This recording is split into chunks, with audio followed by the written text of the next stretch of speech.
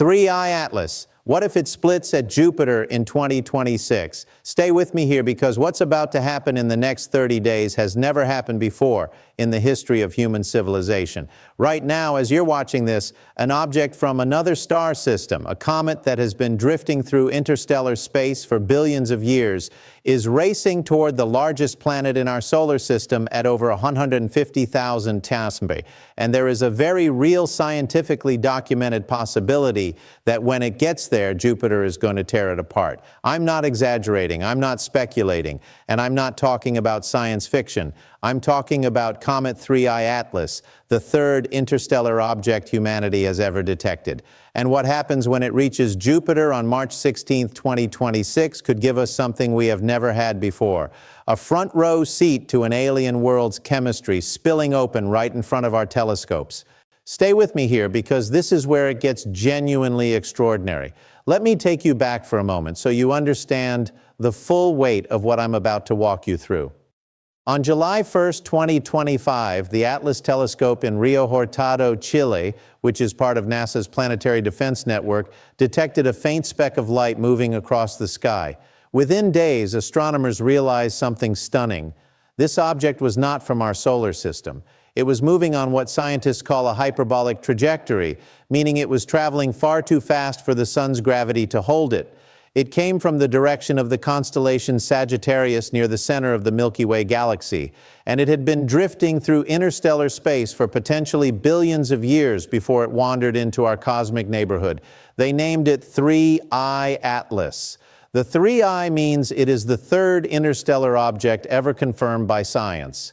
Think about that for a moment. In the entire history of human civilization, of every telescope ever pointed at the sky, of every astronomer who ever lived, we have only confirmed 3 objects that came from outside our solar system. 3, that's it. The first was Oumuamua back in 2017, a strange elongated rock that baffled scientists because it showed no cometary activity, no tail, no coma, and it exhibited a bizarre non-gravitational acceleration that nobody could fully explain. Some scientists, including Harvard's Abraham Loeb, even speculated it might not be natural. The second was Comet 2-eye Borisov in 2019, discovered by a Crimean amateur astronomer, which looked more like a traditional comet with a clear coma and tail. But 3-eye Atlas is different from both of them in ways that matter enormously for what I'm about to tell you. For one thing, it's big. Observations from the Hubble Space Telescope suggest a nucleus diameter of approximately 2.6 kilometers. That makes it significantly more massive than Borisov, which was less than a kilometer across. It's also extraordinarily fast. When it was discovered, 3-eye Atlas was clocking $137,000 mph. As it fell toward the sun, that speed increased to roughly $153,000 mph, the fastest ever recorded for a visitor to our solar system, and it was active from an astonishing distance, showing cometary activity when it was still more than 6 times farther from the sun than Earth, which tells scientists that the ices inside this thing are volatile in ways our own comets are not. But here's the most important difference. We caught this one early enough to study it properly. Here's what you need to understand. Since its discovery, NASA has thrown practically every telescope and spacecraft it has at this thing. The Hubble Space Telescope, the James Webb Space Telescope, SPHEREx, TESS, the Parker Solar Probe, Europa Clipper, Mars orbiters from both NASA and the European Space Agency. Even China's Tianwen-1 orbiter at Mars managed to photograph it. This is an unprecedented mobilization of scientific resources for a single object, and there is a very good reason for that. 3-eye Atlas is an active comet, meaning it has a solid icy nucleus surrounded by a cloud of gas and dust called a coma. And it has been spraying material from another star system across our solar system as it travels. In February 2026, scientists from Auburn University confirmed the first detection of water being released from 3-eye Atlas, observed by NASA's Swift telescope in ultraviolet light. The James Webb Space Telescope detected methane in its coma in December 2025, a hypervolatile ice that tells us this comet formed in an extremely cold region of whatever alien stellar nursery it came from. NASA's SPHEREx telescope found crystalline water ice, carbon dioxide, methanol, and hydrogen cyanide, which is one of the building blocks of amino acids. These are frozen samples from an alien star system, and they are unlike anything we have ever measured in our own solar system's comets. If you're finding this valuable, subscribe to this channel right now and turn on notifications because this story is about to get significantly more complicated. Now, let me tell you what's coming, and this is the part most people are missing. On March 16, 2026, just weeks from now, 3I Atlas will make its closest approach to Jupiter, passing within 53.6 million kilometers of the largest planet in our solar system. That's 0.358 astronomical units. And while that might sound like a comfortable distance, here is why scientists at the Minor Planet Center and observatories around the world are watching this with extreme interest. Jupiter's gravitational field is immense. It is the most massive planet in our solar system, with a gravitational pull so powerful that it has captured and destroyed comets before. And the most famous example of that is something called Comet Shoemaker-Levy 9. Stay with me here because this distinction matters enormously. In July 1992, Comet Shoemaker-Levy 9 passed within Jupiter's Roche limit, which is the boundary inside which a planet's tidal forces are strong enough to rip apart a smaller body held together only by gravity. Think of it like an invisible line around Jupiter. Cross that line and the gravitational pull on the near side of your object is so much stronger than the pull on the far side that it stretches you apart until you simply cannot hold together anymore. Jupiter tore that comet into 21 separate fragments. They called it the String of Pearls because the fragments lined up in a chain stretching over 1 million kilometers, roughly 3 times the distance between the Earth and the Moon. 2 years later, in July 1994, those 21 fragments slammed into Jupiter's southern hemisphere one after another over 6 days, hitting at 60 kilometers per second. The first fragment struck on July 16th. Instruments on NASA's Galileo spacecraft, which was en route to Jupiter at the time, detected a fireball that reached temperatures of 24,000 degrees Kelvin. The largest fragment, designated fragment G, was estimated to be between 350 and 600 meters across, and its impact delivered energy equivalent to 48 billion tons of TNT. That is thousands of times more powerful than every nuclear weapon on Earth combined. The impact scars left on Jupiter were larger than our entire planet and were visible for months through backyard telescopes. That was the first time in recorded history that humanity witnessed 2 celestial bodies collide in real time. It was also a wake-up call about the destructive power of Jupiter's gravitational field. Think about what that means for a moment. Jupiter did that to one of our own solar system's comets. Now here is the critical question. Could Jupiter do something similar to 3I Atlas? The honest answer is that 3I Atlas will not pass inside Jupiter's Roche limit. At 53.6 million kilometers, it will be much farther than Shoemaker-Levy 9 was. So a full Shoemaker-Levy style tidal breakup is not expected.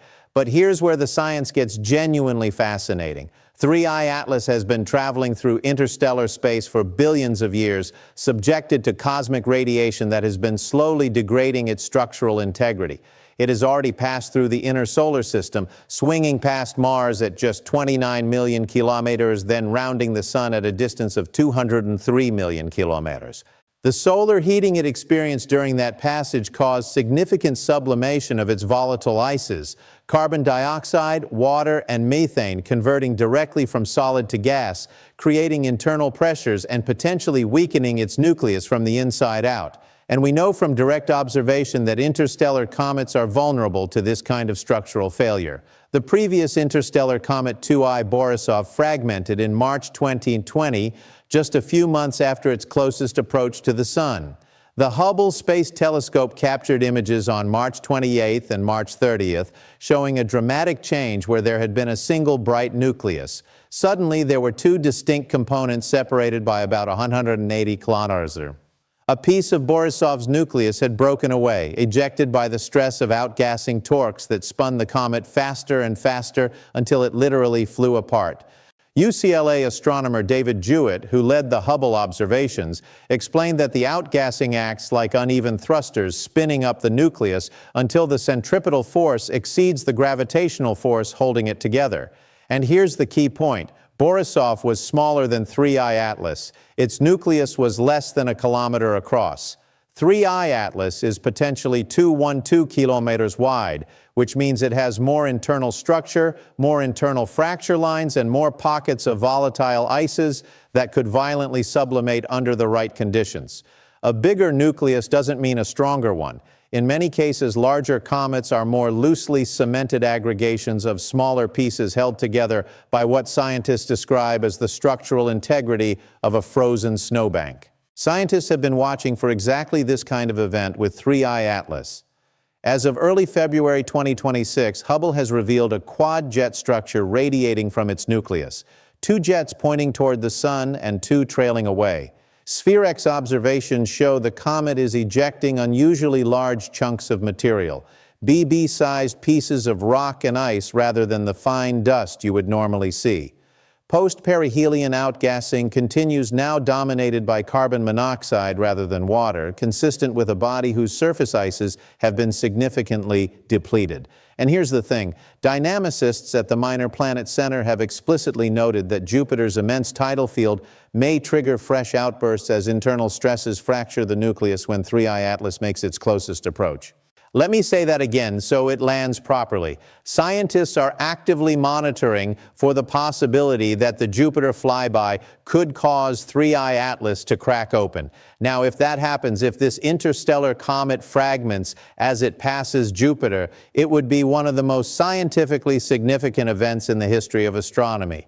And here is why. When a comet breaks apart, it exposes material from deep inside its nucleus, material that has been shielded from space radiation and solar heating for billions of years. For a solar system comet, that gives us a look at pristine material from the formation of our own sun. But for an interstellar comet, a fragmentation event would expose material from the protoplanetary disk of an entirely different star system.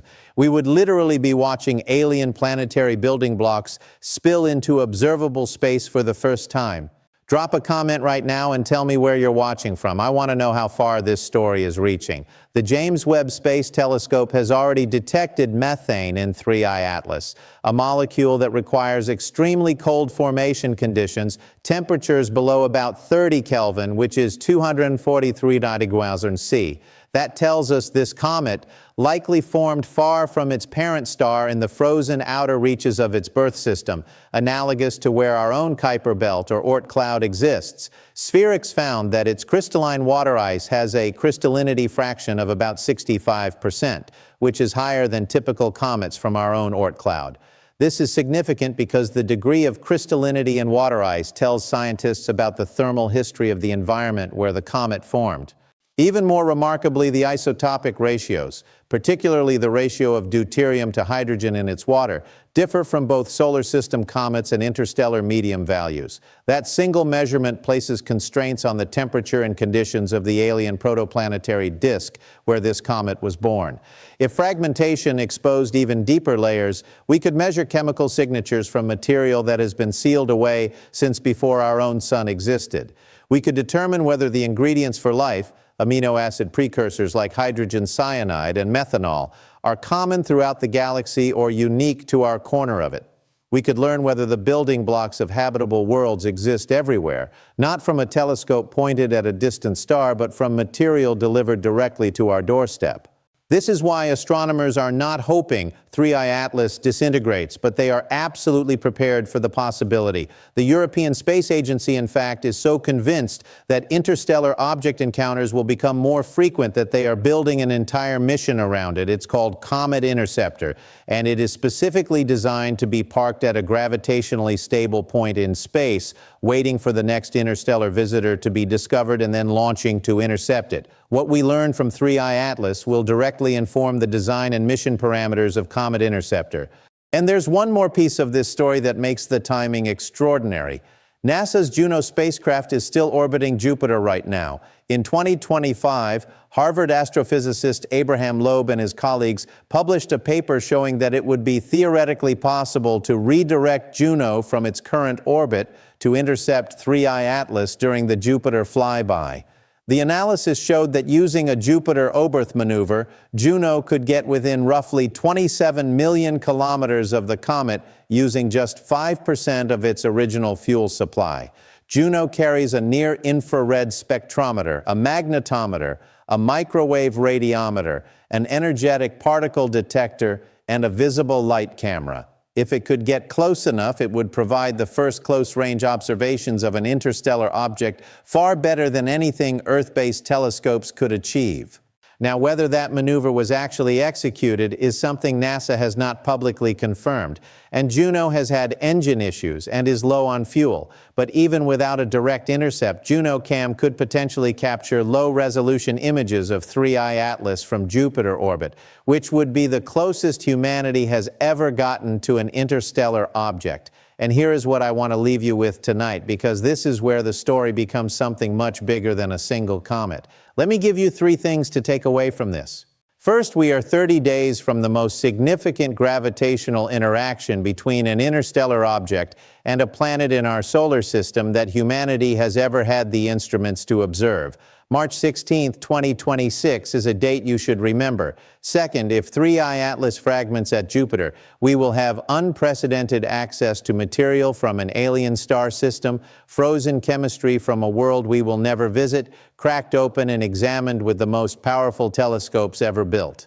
The James Webb Space Telescope, Hubble, SPHEREx, and potentially Juno would all be watching. Third, this is just the beginning.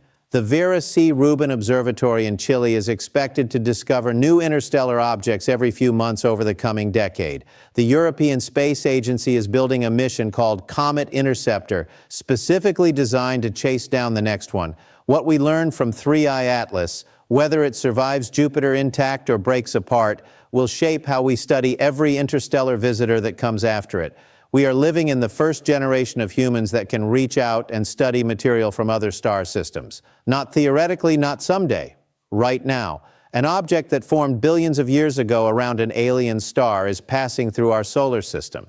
And we have the technology to read its chemistry like a cosmic message in a bottle. What happens at Jupiter in 30 days will either confirm that this messenger survived its journey through our solar system intact, or it will open that bottle in the most spectacular way imaginable. I'll be covering the Jupiter flyby in real time as we get closer. Make sure you're subscribed with notifications turned on because this story is far from finished. Hit that like button if you learned something new tonight, and I'll see you in the next one. The universe doesn't send us many visitors. When it does, we should be paying attention, and so should you.